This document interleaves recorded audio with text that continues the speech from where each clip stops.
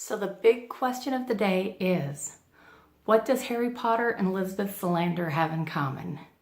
If you're curious what that is, stay tuned for the video. Hi, I'm Christina and this is Tomes and Tequila, your place for books, baubles, beauty, and body, with a bend towards the better.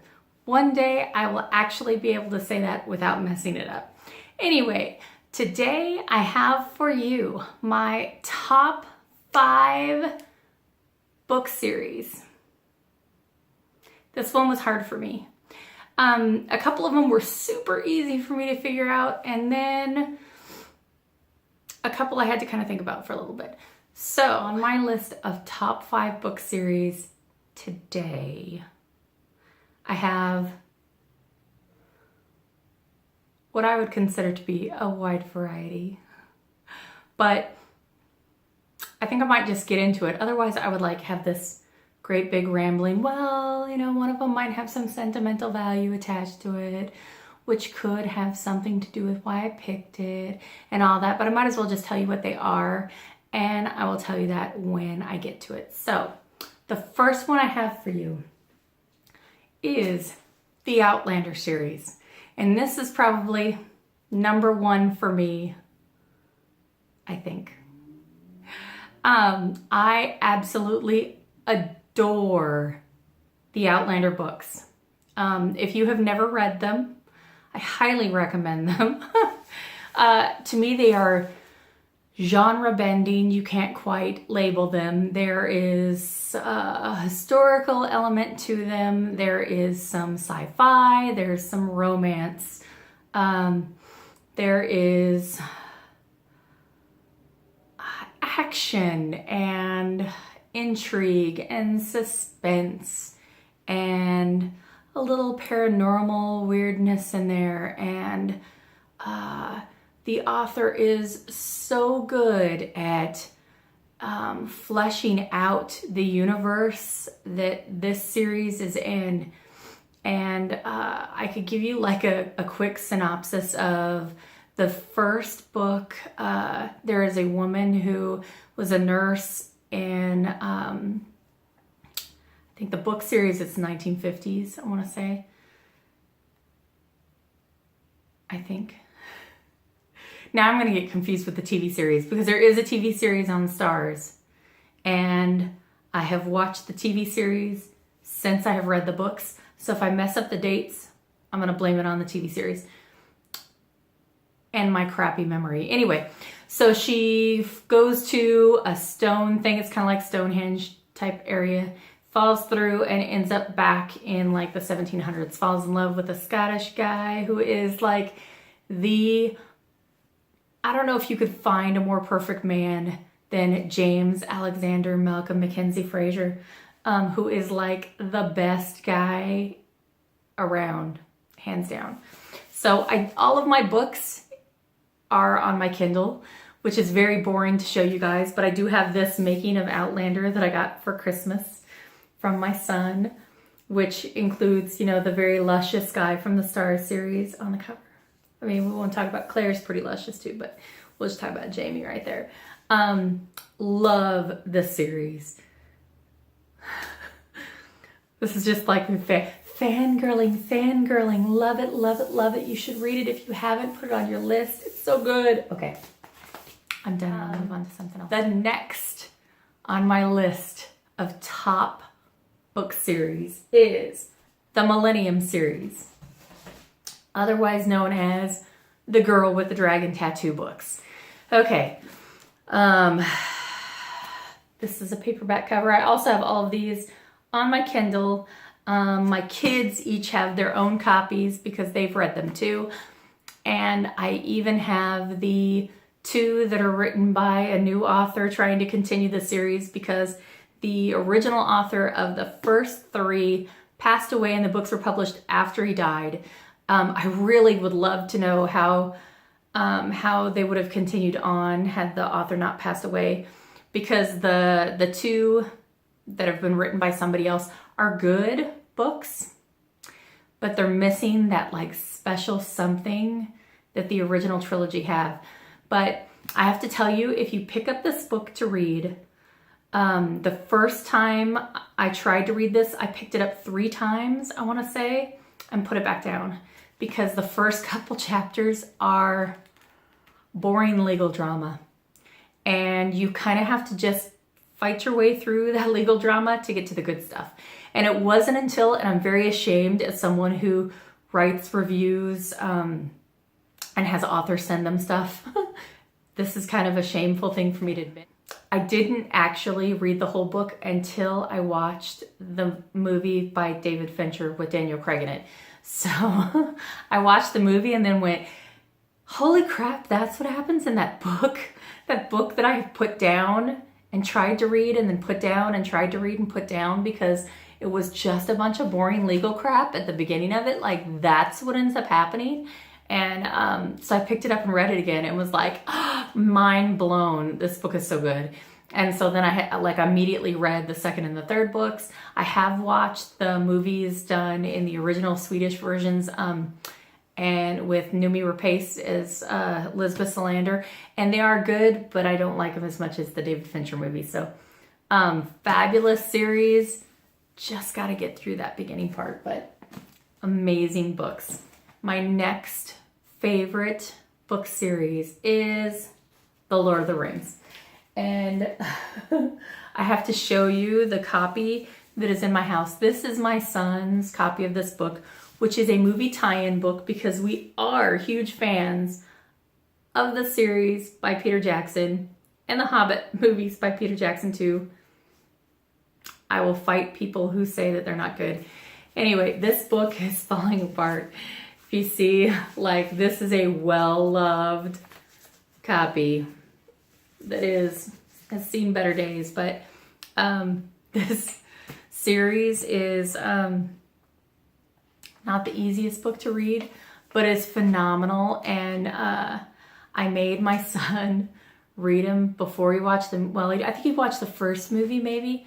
I made him read The Hobbit first, and then I got him this, and he read these two, and I read them really before we watched the entire movie series of Peter Jackson, and so stuff was fresh in our minds when we watched the later ones. So we did, we are aware of the changes, etc., but these really are amazing books.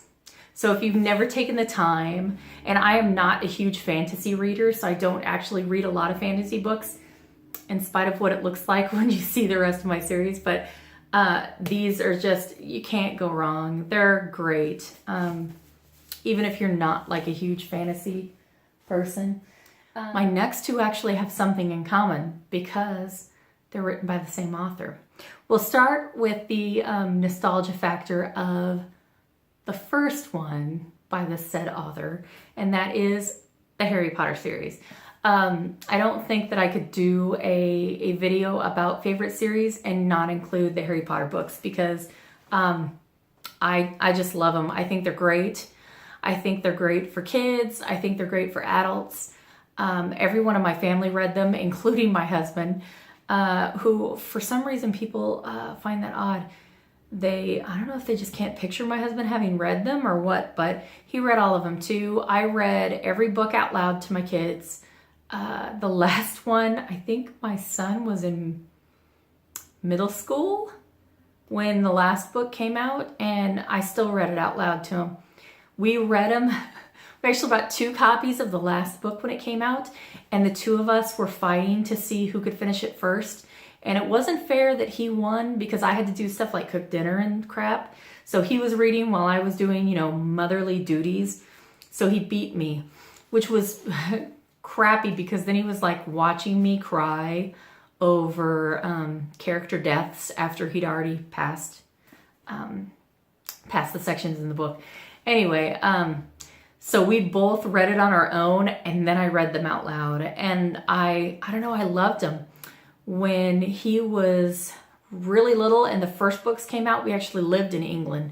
So it was neat to be there when they first came out and experience just the excitement of living in England when the Harry Potter phenomenon first started. So huge fans. I got this Goblet of Fire book, and this is the second or third copy of this book that my son has. My daughter has her own copies. We have numerous copies of these floating around the house, and have lots of opinions about the books and love the movies too. I don't know. I think it's a great universe. Well done, written phenomenally well for something that is considered a children's book. So huge fans. And so the next and last series of my top 5 favorite book series today are the Cormoran Strike books, which say Robert Galbraith, but are actually written by J.K. Rowling, if you didn't know. Or Rowling. Every time I pronounce it, my son tells me I'm doing it wrong. So these are actually written by her under a pseudonym, and I love them. They're a detective series, and I love the fact that I have never been able to figure out who did it until she has spelled it out for me. And this is another one where usually I'm reading it and my son is reading it at the same time, or he's read it right before I have. And I've mentioned before that normally I don't really concentrate super hard on trying to figure out stuff while I'm reading. Like, I just read. I don't normally spend a lot of time like thinking about what's going to happen next or trying to figure out stuff ahead of time. But when I'm reading these, I usually have my son looking at me going, so who do you think did it now? So who do you think did it now, Mom? So who do you think the killer is? So what do you think about this character? Do you think they're a good guy? Do you think they're a bad guy? Do you think they did it? Who do you think did it now, Mom? And that's what it's like for me to read these. So I love it. And normally I'm like, I don't know about such and such a sister, because it just seems kind of weird that they threw her out there and they haven't really talked about her again. And I'm always wrong. And I love that. And they're so clever, and just the depth with which they're written, it really puts into perspective when I'll read other mysteries or kind of thriller books, because I actually really like that genre. And I'll read them and I'll be like, oh, this book's really good. And I'm a huge fan of giving out 4-star reviews. And I'll be like, oh, these ones are really good. And then pick up one of these and be reminded of what a really good mystery is. Which is kind of funny, because, when you're reading mediocre books, you tend to start to think that that's pretty good, and then you read something that's phenomenal and you're like, oh, no, that's good. And it really reminds me of when I read a P.D. James Christmas book, and it was this tiny little Christmas book full of little short stories of hers. And I read it, I think, because I was trying to reach my Goodreads challenge for the year, and I was a couple books short, and so I grabbed it at the library because it was a tiny little book, and I had zero expectations for thinking this little Christmas book was going to be good. And I picked it up, and within the 3rd page of this little Christmas mystery short story, my mind was blown. And I wanted to go back to all of the mystery thriller books that I had reviewed for the year up to that point and take a star off. Because suddenly I thought that's what a really well-written mystery is. And you kind of forget. So I think that these are phenomenal.